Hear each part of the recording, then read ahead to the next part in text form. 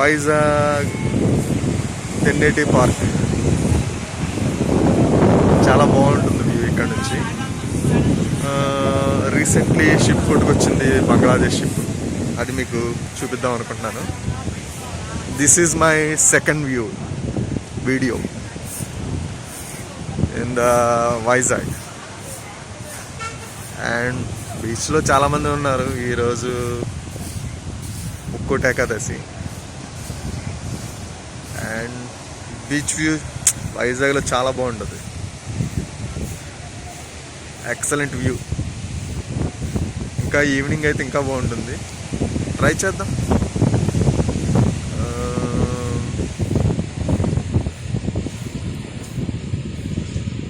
కొండలు, పచ్చని చెట్లు, చిన్న చిన్న పడవలు,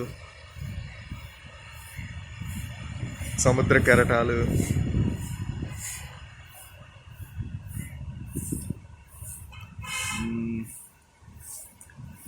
వైజాగ్ క్లీన్ సిటీ ఎందుకంటారంటే ఎప్పుడు క్లీన్ చేస్తూ ఉంటారు maximum. That is the speciality. ఈయన మా పెద్ద బాబాయ్, చిన్న బాబాయ్ షిప్ చుట్టానికి తీసుకొచ్చాం అన్నమాట. బాబాయ్ ఎలా ఉంది కింద షిప్? చిన్నదన్నావు కదా, మరి అక్కడ పర్లేదు. ఇది మినిమం షిప్ అనమాట, ఫిషింగ్ షిప్. ఇది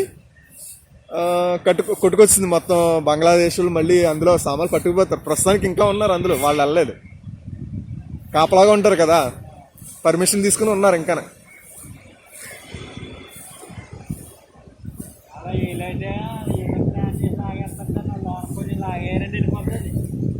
అదే లాగారంటే బాబాయ్, అదే మెయిన్ ప్రాబ్లం ఏంటంటే కింద రాళ్ళు ఉన్నాయి బాబాయ్.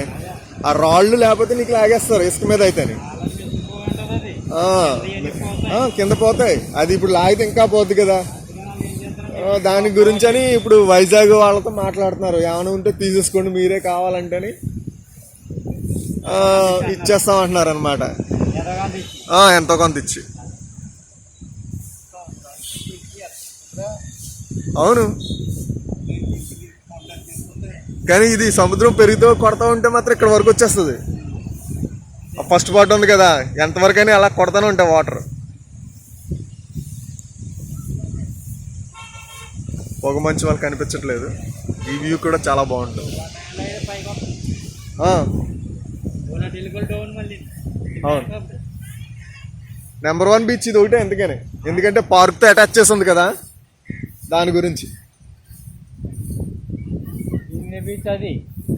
ఏది భీమిలి బీచ్ ఇక్కడ కాదు కదా, చాలా దూరం అది. మళ్ళీ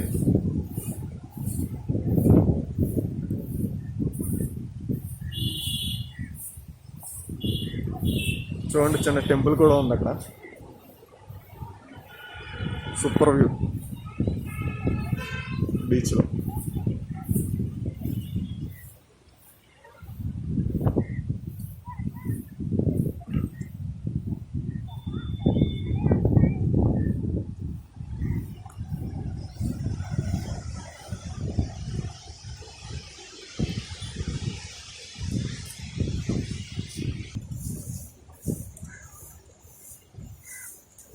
ఫ్లవర్స్ చూసారా వైజాగ్.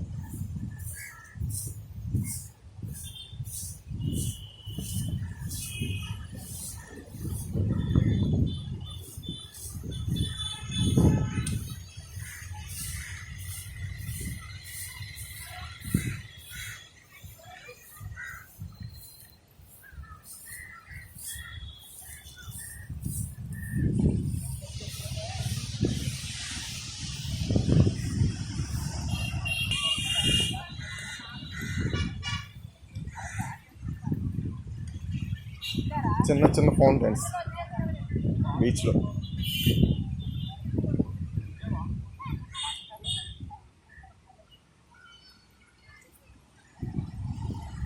కూర్చోడానికి చైర్స్ కూడా ఉన్నాయి, వచ్చి కూర్చోవచ్చు, ప్రాబ్లం లేదు. చాలా లోతుంది కింద.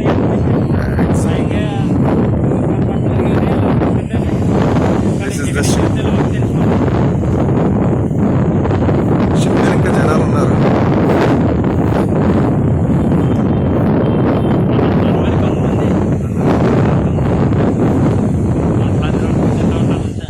ఈరోజు సెలవు టైమో జనాలు కూడా ఉదయాన్నే కూడా వచ్చేస్తున్నారు మొత్తం. మామూలుగా అయితే ఈ టైంకి రారు, సెలవుల గురించి వస్తున్నారు. నెక్స్ట్ రీసెంట్గా ఓపెన్ చేశారు ఇవి పార్క్, లేకపోతే అసలు లోపలికి రావడానికి లేదు. మనం కూడా మాస్క్ ఇవన్నీ పెట్టుకుని రమ్మని.